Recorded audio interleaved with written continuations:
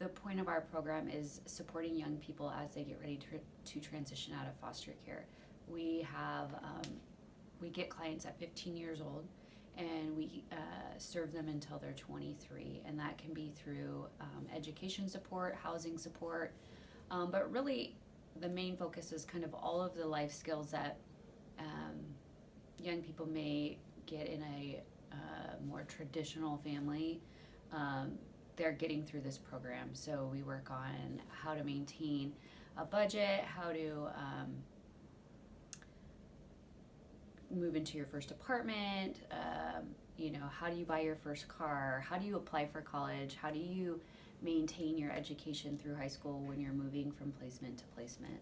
Through our ed support, we have had quite a few successes. Last year, we graduated over 20 students from both sites out of our Yakima and Tri-Cities offices. So those were really some big accomplishments from out of our ed services that we provide.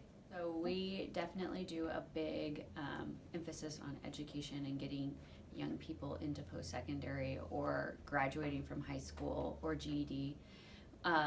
Beyond post-secondary, we also really focus on if clients are interested in a trade or some type of voc skill, helping them get connected to those resources. We do a lot of just resource connections. So when you turn 18, how do you get connected to the local CSO? How do you get connected to childcare? We also have a youth employment program where it's 12 weeks and all 12 weeks are paid. Clients get 6 weeks of workshops on how to build a resume, how to do interviewing, and the second 6 weeks is a paid internship where they're getting those real life work experience opportunities so that they have something on a resume bigger than I used to babysit or I did yard work for a friend. So we do have a big emphasis on getting young people employed into the workforce. In Tri-Cities, we also have our housing supportive program, which is a 1-year housing program that we kind of take our independent living program, and it's really a lot more laser focused. We are working on goals, but the frequency in meetings is about once a week, and the goal really being at the end of the 1-year program, clients are able to maintain housing and live independently.